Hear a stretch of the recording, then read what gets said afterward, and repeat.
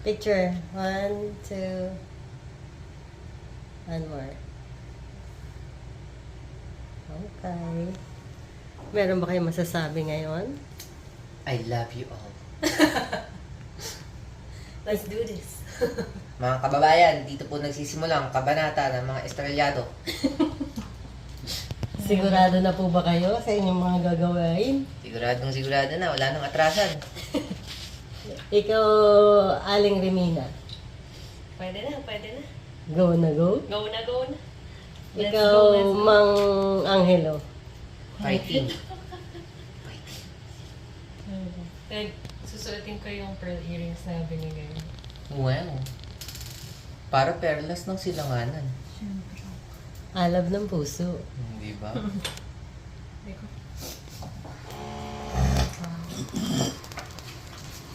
Ikaw, ma, ready ka na. Hindi pa. Ay, nakita pala ako pag... Anong oras kayo aalis? Pwede ko tanggal mo earrings.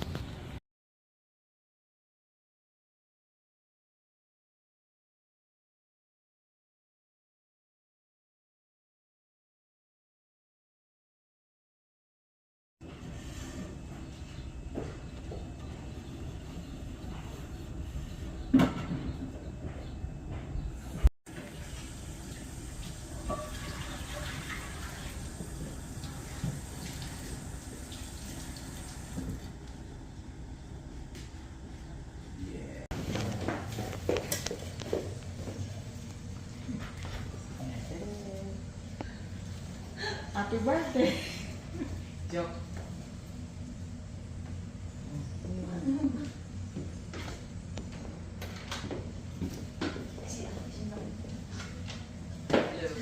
Hello! Congratulations! Hey! Congratulations! Hey!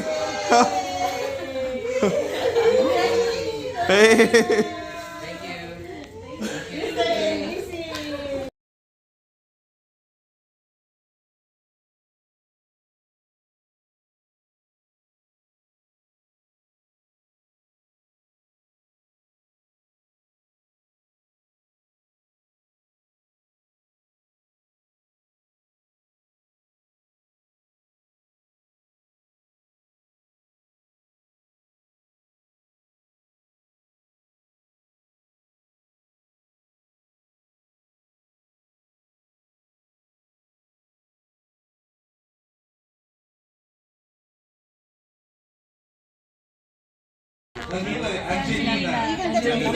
Dami, no? So, I'm Jemuel, your host, and Richie, the moral support. so we are excited to celebrate this special day with all of you. So let's make this day unforgettable for the newlywed couples. So before we start, kasi I don't know everyone, so it's difficult for me to call. So maybe we could give an introduction one by one. So we start off with the name, then no messages yet, just the name. How are you related to the couple? Then, what's your favorite Filipino food and why? Okay? So maybe I can start off first. So, I'm Jemuel. So, I'm the cousin of Nico. My favorite food is kare-kare. So, Kare-kare? assorted. Care. Care for you. So, it's assorted. Sige, Richie, go. I'm Richie. I'm the sister of Fermina. Favorite Filipino food, sinigang. Sinigang. Ay, wala Pwede pa. naman, bawal pa daw umulit. Bawal umulit. So, Short pa pag nandiyan. Pansit Canton.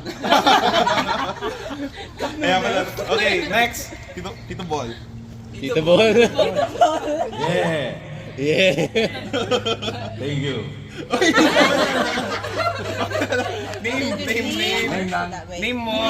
How are you related? I'm Antonio Guencamino from the Philippines. How are you related? I'm related to the groom. He's my nephew. Favorite film? Well, you know. I'm not yet drunk. But I'm going to be drunk. All right? Okay, beer. What's the next question?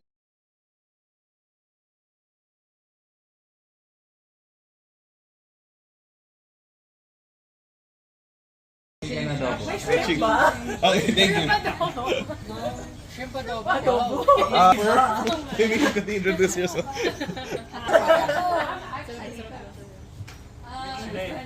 Michelin, and I'm the youngest sister of Ate Nina. Wow. What's your Favorite Filipino food? Sinigang. It's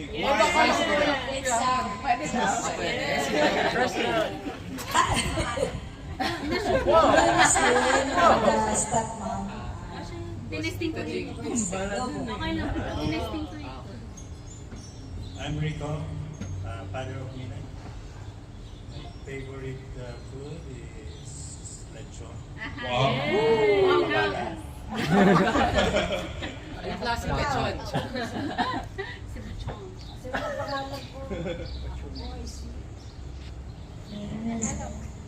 Don't be shy. It's okay. My name is Obi, and I'm the youngest brother of Antonina. Ovi. My favorite Filipino food is probably sinigang. Seems like everyone here likes sinigang. Lola ni Nina. Pansit. Long life. Laga na lang ano dati. Tinola. Dapat pala Bicol Express. Dami mo. And I'm Ate Mina's younger brother. My favorite food is pork sisig. Okay, next one. Thank you. And what else? You call me ate? No. I'm the mom of Angelo and Miko. Angelo Miko. And my favorite food is I think anything for as long as I didn't cook it. Someone will cook it for me. So I'm just pretending I don't know. I'm G. I am the second mom of Miko. So how many moms are here? My favorite food is lechon and dinuguan. Sino pa may Sean. Hi everyone, I'm Eileen, the Dimension of Miko. Tita Mama, Tita G, the third mom. Ako yung fourth mom. My favorite food, well, I don't actually have a favorite food because I always cook and I can't imagine having a favorite food anymore. My name is...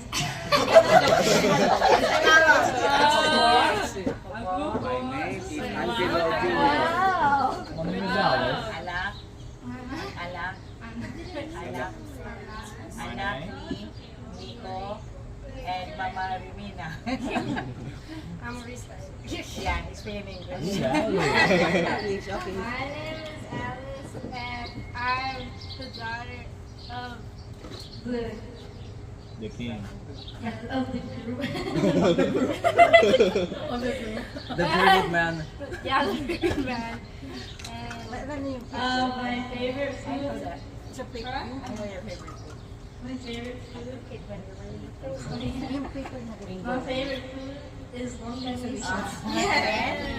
My name is Paulo, and I'm the newborn of Miko and Aterina.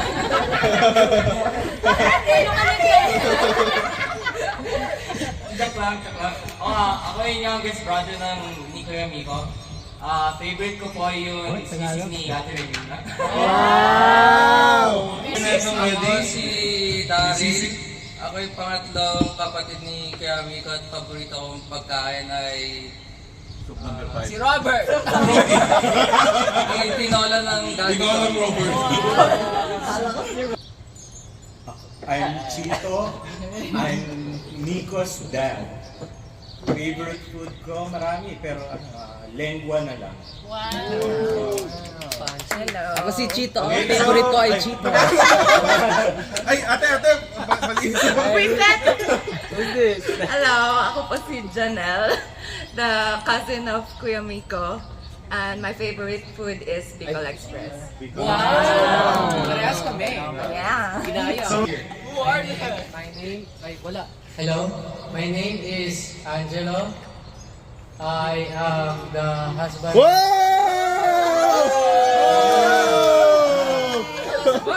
Husband material. My favorite food is her.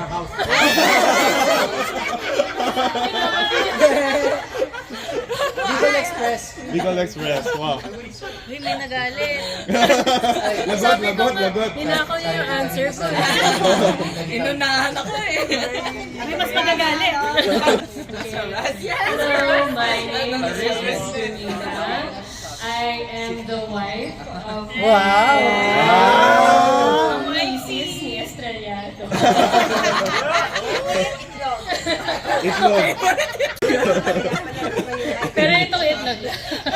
Wow. Wow!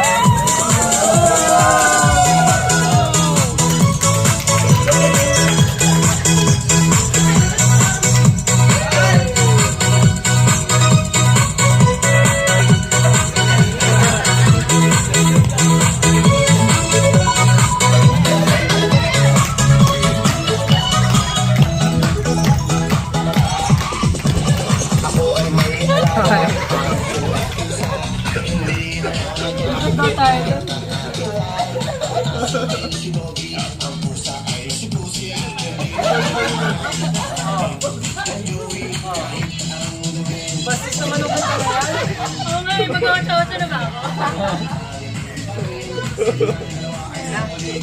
Okay na. Okay. Take 3. Sorry.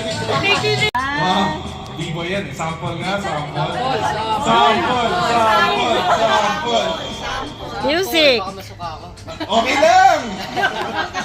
Yun talaga yun. Sige, mamaya. Next question. Sige, next question. So, when you're watching movie, sino yung nakakatulong?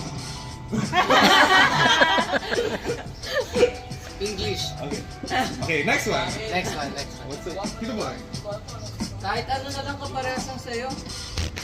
Dati. Letter C.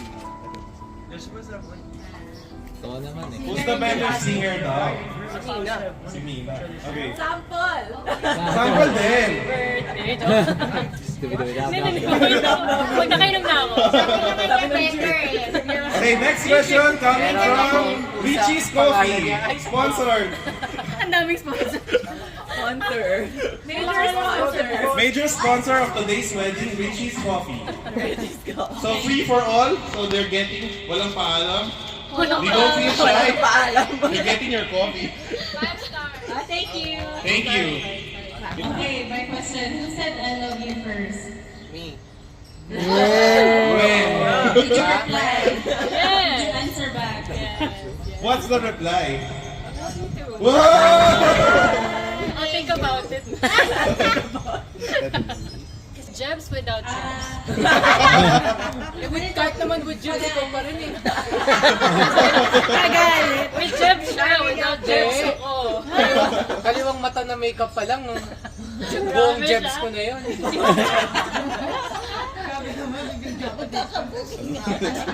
Okay, next question. Who is the better listener? So if you're fighting, Both. so sure na kanila kayo nakakasal. Parang di ako makapaniwala. Sana all. Totoo, both. Gabi ka. Okay, so Ayan. Yun nasa ilalim na. okay, so next game. So, sa ilalim ng seats may surprise. Joke lang. Wala kaming budget. Napatingin ako na.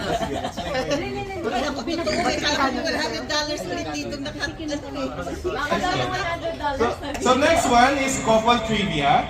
So at least, earlier, shinare nila kung sino sila to us. Now, let's see if they really know each other well. So, each of you get one piece of paper.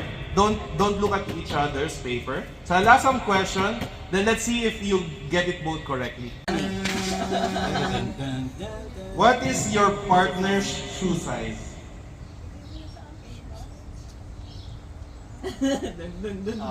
Okay?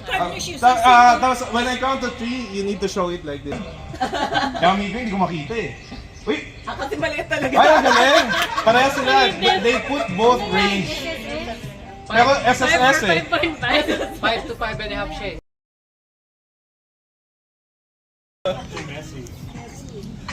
Haba ka kay Kiami ko. Okay, 1, 2, 3, go! Oo. Pag nangtutusok ng matagal mag-get ready. Oo. Ano ginagawa mo? Pwede. Pareho kami. Kasi hindi na iniliwasan mo. Okay.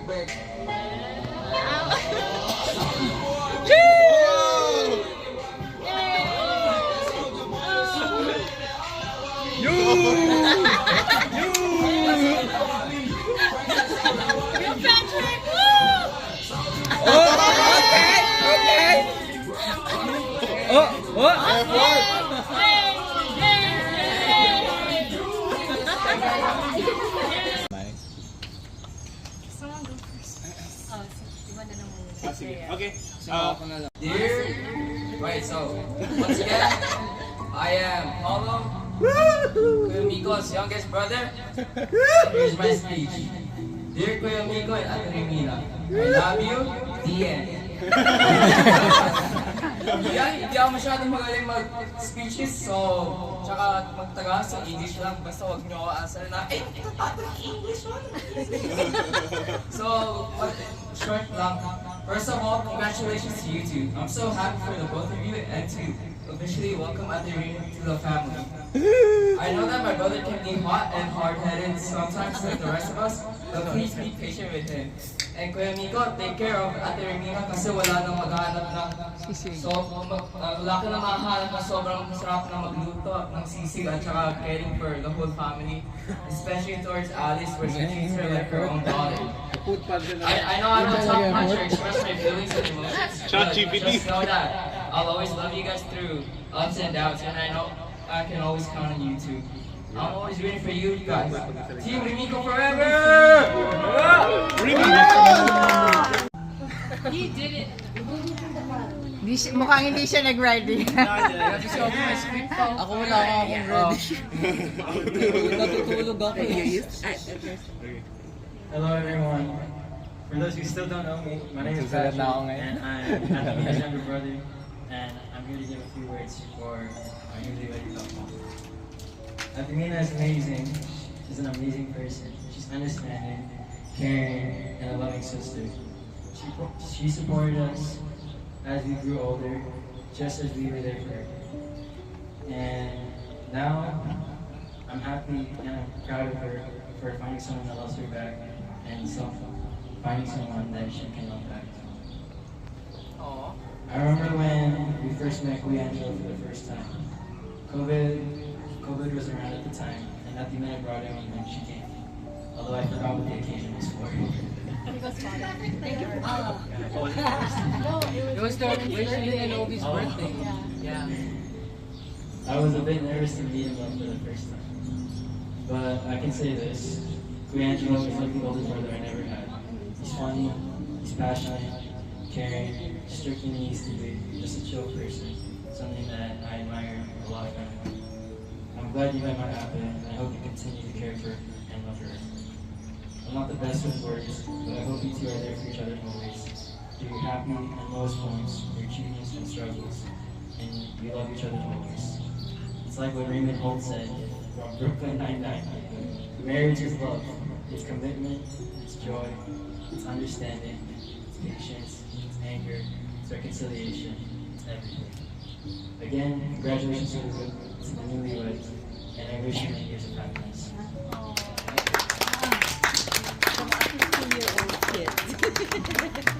Alice. Parang pari. Batas yan, batas. Really hard one. Big